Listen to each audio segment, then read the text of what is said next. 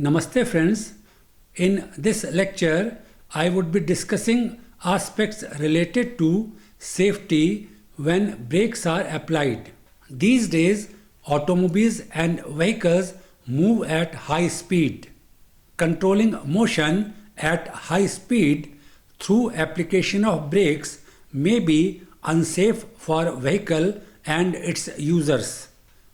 Brakes are used to reduce the speed of vehicle due to emergency many times. In such a situation, it is essential that vehicle stops within safe distance to avoid collision. However, this may cause instability to vehicle. This instability of vehicle is harmful for the user. Therefore, it is essential that vehicle remains stable when brakes are applied suddenly due to emergency. Consider this: when brakes are applied, rotary speed of wheel decreases. This causes angular deceleration. This initiates slip between tire and road surface. Further, increasing pressure on brake pedal by driver causes progressive increase in brake torque and slip. This continues until wheel locks.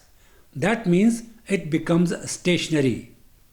Once it becomes stationary, it starts sliding on road surface. When sliding occurs, coefficient of friction between tire and road surface is reduced. This makes vehicle unstable and is to be avoided. Occurrence of wheel lock depends upon vertical force between tires and road surface. This vertical force is due to weight of vehicle. Application of brakes transfers some weight of vehicle from rear wheels to front wheels. Due to this, rear wheels tend to slip first. If front to rear weight ratio is 60:40 and brake ratio is 70:30, sliding of wheels does not occur. Brake ratio is the ratio of braking force against road wheels to weight of vehicle. If driver is required to stop the vehicle quickly due to some emergency, front to rear weight ratio increases. This causes sliding of rear wheels. Vehicle becomes unstable. Even due to slight lateral disturbance, chances are that it slides sideways. This may cause vehicle to swing around. You might have seen this in some action movies. There it comes as a stunt performed by experts with all the safety measures at hand. In actual situation, if this happens, this may cause disaster and loss of lives. Sliding of rear wheels when brakes are applied suddenly with full force due to some emergency can be controlled by reducing braking effort on rear wheels. This is done by reducing fluid pressure in rear brake lining. Pressure in front fluid line is not to be reduced. This is because braking effort in front wheels is not to be reduced. Therefore, a valve is required that can supply fluid at different pressures to front and rear fluid lines. We have different brake proportioning valves. Some are basic and some are advanced with metering valve and warning light. I would be talking about a basic valve first. Brake proportioning valve. It reduces fluid pressure to rear brakes. In normal application of brakes, fluid pressure to front and rear wheels is same. In case of emergency, when brakes are applied with full force, the valve actuates. This reduces fluid pressure to rear wheels, thereby reducing braking effort. Referring to diagram, there is inlet from master cylinder on left. Next, there is a valve V. It is connected to piston P through spring CS as shown. Next, we have outlet to rear brakes on right side. Valve V keeps passage open with the help of spring CS in case brakes are applied normally. This causes same braking effort in rear and front wheels. When brakes are applied suddenly with full force due to some emergency, high pressure is generated in master cylinder. This high pressure causes movement of piston P against the force of spring CS towards right. Valve V moves towards right due to momentum of piston P. Passage of fluid is obstructed.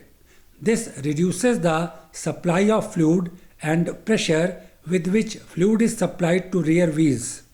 Due to this, braking effort on rear wheels is reduced. This makes possible actuation of brakes on rear wheels without sliding. This helps in keeping vehicles safe. Brake proportioning valves have two improved variants. These are A. Load sensing valve and B. Deceleration sensing valve. Load sensing valve. The basic requirement is to provide proportionate pressure to front and rear wheels when brakes are applied forcefully in emergency. The load sensing valve varies the brake fluid pressure and thus braking effort on rear wheels. In normal braking situation, fluid pressure to both front and rear wheels is same. With forceful application of brakes in emergency, fluid pressure to rear wheels is reduced. Referring to diagram, it is sectioned view of load sensing valve. It has casing 1 connected to casing 2. Casing 2 is further connected to cap. This cap has inlet IV connected to sensors indicating load. Casing 1 is provided with inlet I. Master cylinder is connected to inlet I. Outlet O is connected to rear wheels. Casing 1 is provided with bore CB1 and proportioning piston PP inside this bore. During normal application of brake, valve is not actuated and spring S2 keeps proportioning piston PP upwards that has been shown in black. Similarly, stem SP is positioned as shown in black. Inlet I on lower right side supplies fluid to outlet O connected to rear wheels. Fluid pressure to rear and front wheels is same. Upon forceful pressing of brake pedal in emergency, increased pressure at inlet IV causes pushing of cup-shaped seal and actuating piston PA downwards against the force of spring S1. This is shown in red. Stem SA pushes stem SP downwards in end bore EB, also shown red in diagram. This pushes proportioning piston PP downwards against the force of spring S2. This alters the supply of fluid to rear wheels from inlet I to outlet O. The pressure with which fluid is supplied to rear wheels is reduced. Actuation of valve depends upon the increased pressure at inlet IV. In diagram, position of proportioning piston PP has been shown in extreme downward position in red. In modern vehicles, an electronic control unit gets input from sensor connected to inlet IV. These pre-programmed processors are highly accurate. Pre-programmed processor can monitor pressure variation at inlet valve IV with high sensitivity, and accordingly fluid pressure to rear wheels is modified. This makes possible actuation of valve as load varies with high accuracy. Now I would be talking about yet another proportioning valve. Its actuation is related to deceleration of vehicle. This deceleration occurs when brakes are applied. Deceleration is slow when brakes are applied in normal situation. In case of emergency, when brakes are applied suddenly and forcefully, that causes quick deceleration. Quick deceleration actuates the valve and reduces fluid pressure to rear wheels. Deceleration sensing valve. It has an inertia sensing mass. Its movement due to deceleration of vehicle causes actuation of valve. The deceleration occurs at the time of braking naturally. The valve is positioned horizontally. Its inertia sensing mass is towards the rear of vehicle. Referring to diagram that shows sectioned view with inner details. Main component body has inlet I shown on upper side. It connects with master cylinder. Outlet O is on left side as shown. Bore B1 connects inlet I and outlet O. It has sleeve S that can move about horizontal axis. Spring S1 and ring 2 sit on the shoulder of sleeve S as shown. In first position, end of sleeve butts against plug P as shown. Plug P is provided with port. It acts as opening to outlet O. Plug P carries ring 1 abutting sleeve S. One end of the pilot PI through rod R2 can vary the opening through orifice OR. Pilot PI is integral with rod R1 that can move horizontally in sleeve as may be seen. Right end of rod R1 is in contact with inertia mass M. Inertia mass M is supported by spring S2 and leaf spring LS. Leaf spring LS provides resilient support. All the three, that is inertia mass M, leaf spring LS and spring S2, are housed in cover RC. This is a removable cover. Leaf spring LS keeps inertia mass M against stop ST in first position for pilot PI. Inertia mass M is responsive to deceleration and generates a force in direction opposite to it. Fluid supply from inlet I to outlet O is accordingly controlled. This in turn controls the actuation of rear brakes. Therefore, extent to which rear brakes are actuated depends upon deceleration. Seals SE1 and SE2 define cross-section areas AA and AB for sleeve S, whereas seal SE3 defines cross-section area AC for pilot PI. Pressurized fluid enters bore B1 through inlet I. Through passage P, fluid enters bore B2 to orifice OR and has access to outlet O. Outlet O is connected to rear brakes. Pressurized fluid acts equally on orifice OR side and bore B2 side.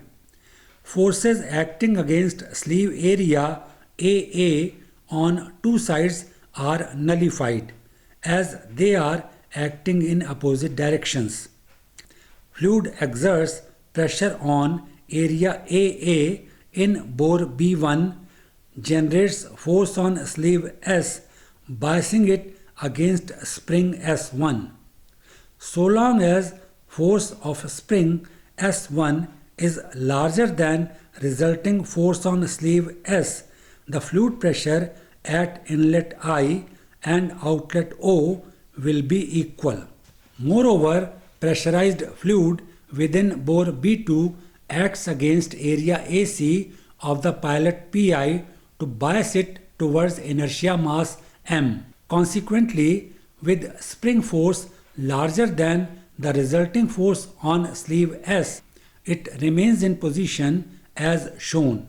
Increased pressure of fluid at outlet O causes deceleration of vehicle. Inertia mass M generates a force towards left to oppose force across area AC on the pilot PI due to pressurized fluid within bore B2. The spring S1 and sleeve area AB define predetermined pressure. Below predetermined pressure, pressurized fluid within bore B1 acting against area AB is less than force exerted by spring S1. Above predetermined pressure, pressurized fluid acting on area AB overcomes force exerted by spring S1. If braking effort increases, master cylinder generates pressure greater than predetermined pressure. This pressure acts against sleeve area AB to contract spring S1 in bore B1. Sleeve S moves towards inertia mass M. Looking at left end of sleeve S, it may be noticed that as it moves towards inertia mass M, that is towards right, the gap marked as red dot in orifice OR is reduced. This reduces supply of fluid to rear brakes and accordingly actuation of brakes is controlled. This describes how in an automobile issues related with safety when brakes are applied suddenly and forcefully are taken care of. This may occur in an emergency. The devices explained are quite advanced. Use of electronic control unit or ECU makes them more efficient and reliable. Modern vehicles make extensive use of these devices. In next lecture, I would be discussing anti-lock brake system or ABS. Some other systems for keeping correct track and providing stability to vehicle when brakes are applied will also be taken up. Here I conclude discussion for today. Thanks for watching.